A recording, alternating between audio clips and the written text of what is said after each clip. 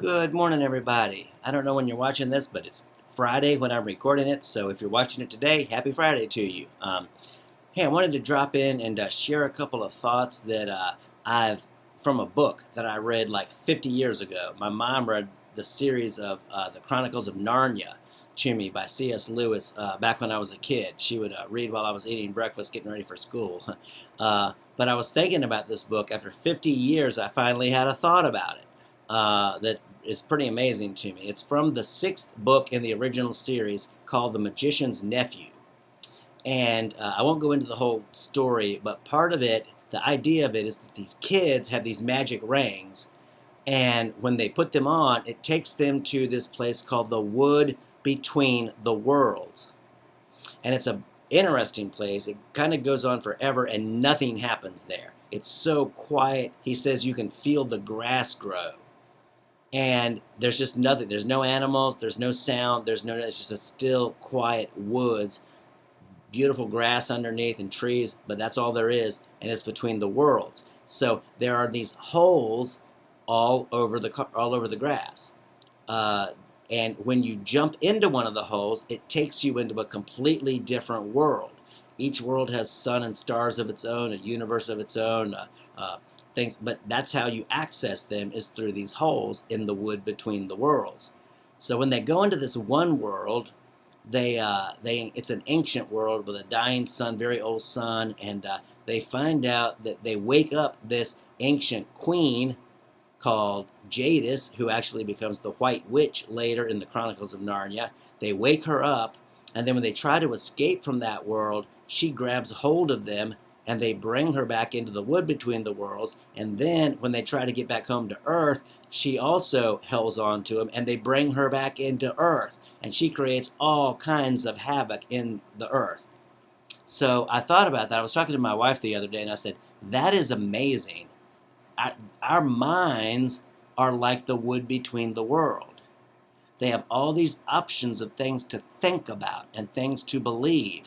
And when we jump into one world, we connect with things there.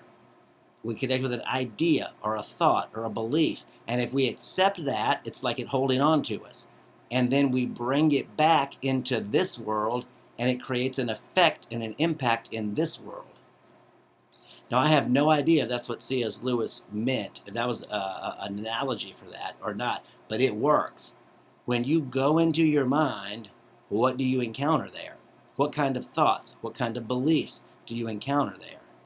And whatever those thoughts and beliefs are, they're going to connect to you, they're going to cling on to you, and you're going to bring them back into this world. Your product in this world will be the result of your thinking that you attach to in a different world in your mind. So I thought about it, I thought, wow, that really, where we go up here in our thoughts and in our beliefs makes all the difference in our outer world.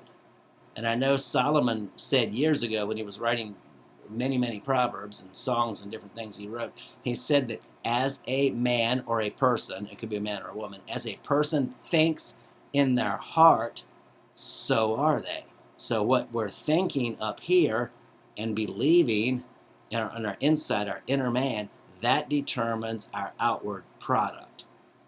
So that's amazing. So the question is, what world are we going to up here in our thinking, and what are we connecting to that we're bringing back into this world? Are we thinking good thoughts? Are we thinking kind thoughts? Are we thinking loving thoughts? Are we thinking mean, irritable, hateful thoughts, resentful thoughts, bitter thoughts? What are we bringing into our world? And when we think the right things on the inside and work to connect with those best thoughts, best thinking, which I always think comes from Scripture and what God says, it's like, yeah, think my thoughts. If you do that, there's not going to be any problems in the world.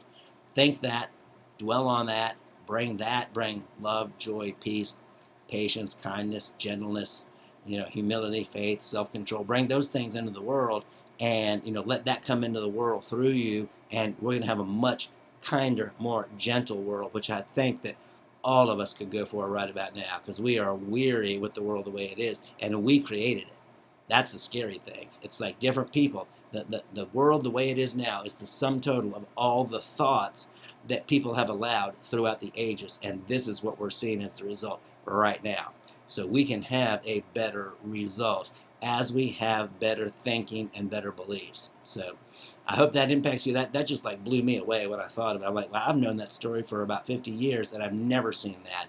But now that I see it, I can't unsee it. So I had to share it with you. So thanks so much, and hope you have a great Friday and a great weekend. And until next time, God bless you.